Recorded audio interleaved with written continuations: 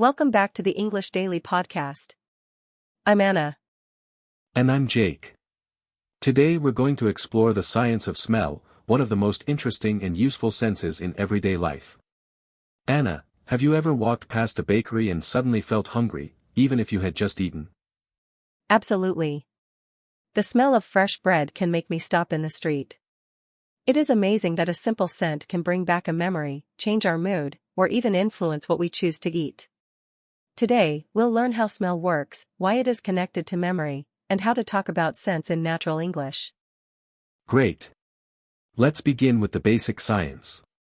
When we smell something, tiny chemical particles travel through the air and enter our nose. Inside the nose, special cells detect those particles. Then they send signals to the brain, which identifies the smell. So when I smell coffee, my nose is not actually finding the word coffee. My brain is recognizing a particular combination of chemical signals. That's right. A smell is usually a mixture of many different molecules. The brain compares that mixture with patterns it has experienced before. This is why smell can be difficult to describe. We can easily say that a sound is loud or quiet, but smells need more specific language. Let's teach some useful vocabulary. We can say a smell is pleasant, fresh, sweet, spicy, earthy, smoky, or citrusy. If it is unpleasant, we might call it bad, strong, stale, sour, or musty. Musty means having a damp, old smell, like a room that has not had fresh air for a long time. Good explanation. We also use the word scent for a noticeable smell, especially a pleasant one. For example, the scent of jasmine filled the garden. Aroma is another positive word, often used for food and drinks. We might say, the aroma of roasted coffee spread through the kitchen. And what about odor? Odor is a more neutral word, but in everyday conversation it often suggests an unpleasant smell. For example, there was a strange odor coming from the refrigerator. We can also use fragrance for a pleasant smell from flowers, perfume, or personal care products. Here is a useful language tip. We usually say something smells good, smells terrible, or smells strange. We do not need to say smells like good. But if we compare it with another thing, we use like, this candle smells like vanilla, or the room smells like fresh paint. That distinction is very helpful. We can also say something has a smell. This cheese has a strong smell. Another common expression is, I can smell something. For example, I can smell rain in the air. Now let's talk about the connection between smell and memory. Have you ever smelled a particular soap and suddenly remembered your childhood home? Yes. For me, the smell of sunscreen reminds me of summer vacations. I can almost see the beach immediately. Scientists believe this powerful connection happens because the brain areas involved in smell are very close to areas involved in emotion and memory. That explains why a smell can feel more emotional than a photograph. A picture may show us what a place looked like, but a scent can make us feel as if we have returned there. This kind of memory is sometimes called an involuntary memory because it appears without us trying to remember. Exactly. The word involuntary means not planned or not controlled. If a smell brings back a memory unexpectedly, you can say, that scent took me back to my grandparents' house. This phrase, took me back, means it made you remember an earlier time very strongly. Smell also affects taste. In fact, when people have a cold and a blocked nose, food often seems less flavorful. The tongue can detect basic tastes such as sweet, salty, sour, bitter, and umami. But the nose helps us notice thousands of details. Right. When we chew food, aromatic molecules travel from the mouth up to the nose. This is called retronasal smell, although you do not need to use that technical term in normal conversation. The important point is that flavor is a team effort between taste, smell, texture, and even temperature. That's why an apple and a crunchy vegetable can have different eating experiences, even if they share some flavors. Speaking of food, why do some people love strong-smelling foods while others avoid them? There are several reasons. First, people have different genes, so their smell receptors may respond differently. Second, we learn preferences from our families and cultures. If you grow up eating fermented foods, you may find their strong aroma comforting. Someone who has never tried them may find the smell surprising. Fermented means changed by helpful microorganisms, such as yeast or bacteria. Yogurt, kimchi, cheese, and some kinds of bread are fermented foods. Their smells can be complex, which means they contain many different qualities at once. Culture is important here. In one country, a certain cheese may be considered a special delicacy.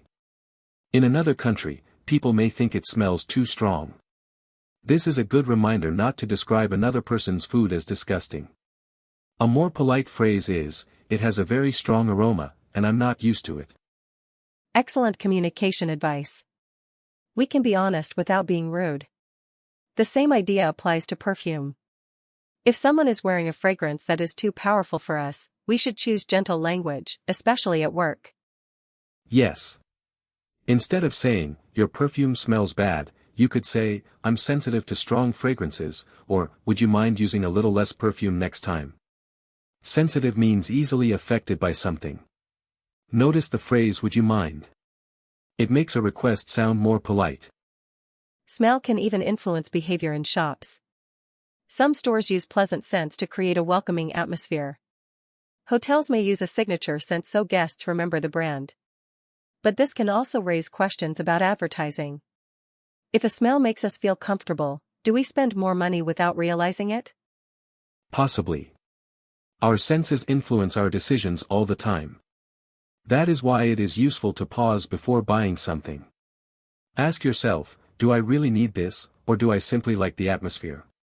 This small question helps us make a more conscious decision. Conscious here means aware and intentional. Let's give listeners a practical smell activity. Choose a familiar object, such as a lemon, a cup of tea, or a bar of soap. Close your eyes and notice the scent for 30 seconds. Then describe it using 3 words. Is it sharp, soft, sweet, dry, clean, woody, or warm? That activity is wonderful for English learners because it builds descriptive vocabulary. You can also make a simple scent journal. Write the date, the smell, where you noticed it, and how it made you feel. For example, on Tuesday, I smelled wet grass after the rain. It reminded me of school holidays, and I felt relaxed. A scent journal is also a memory tool. When you connect a new English word with a real sensory experience, the word becomes easier to remember. Instead of memorizing earthy from a list, you can smell soil after watering a plant and say, "This smells earthy." Here is another practical tip: use comparisons. If you cannot name a smell exactly, say what it reminds you of. It smells like toasted nuts. It has a hint of orange.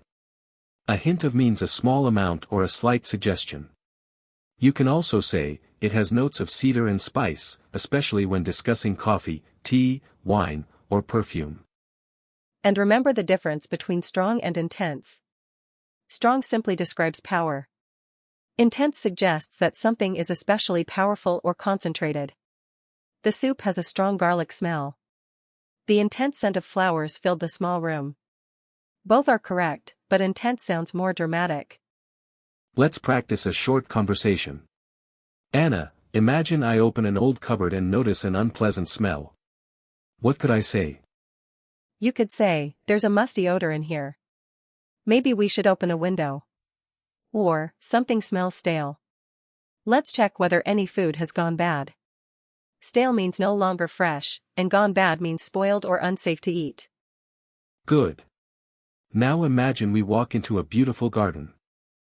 I might say, "The garden smells wonderful. I can smell roses and fresh herbs." You could reply, "Yes, there's a delicate fragrance in the air." Delicate means light, gentle, or easily missed. It is a lovely word for a soft smell. What if we enter a busy street market?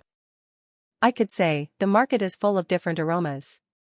I can smell grilled meat, spices, and sweet fruit." You might add, "The smells are mixing together." Mixing together is a useful phrase when separate scents combine. Before we finish, let's review the main ideas. Smell begins when chemical particles enter the nose and activate special cells. The brain identifies patterns, and because smell is closely connected to emotion and memory, a scent can bring back a powerful experience. We also learned that smell contributes to flavor, and that our preferences are shaped by biology, experience, and culture. For polite conversation, use words such as scent, aroma, and fragrance for pleasant smells, and odor for a neutral or possibly unpleasant smell. For English practice, describe scents with adjectives, make comparisons using smells like, and keep a scent journal. Try to notice one smell today and write 3 English words about it. And one final question for you: what smell reminds you of a happy memory? Maybe fresh bread, rain, a favorite meal, or a place you visited. Think about it, and if you can, describe that memory in English to someone else. Thanks for exploring the science of smell with us. We hope you learned useful vocabulary and discovered a new way to practice English through your senses. If you enjoyed this episode, please subscribe to the English Daily Podcast, leave a review, and share it with another English learner. Come back next time for another interesting topic and more practical English. Keep listening, keep noticing the world around you, and keep learning. See you soon.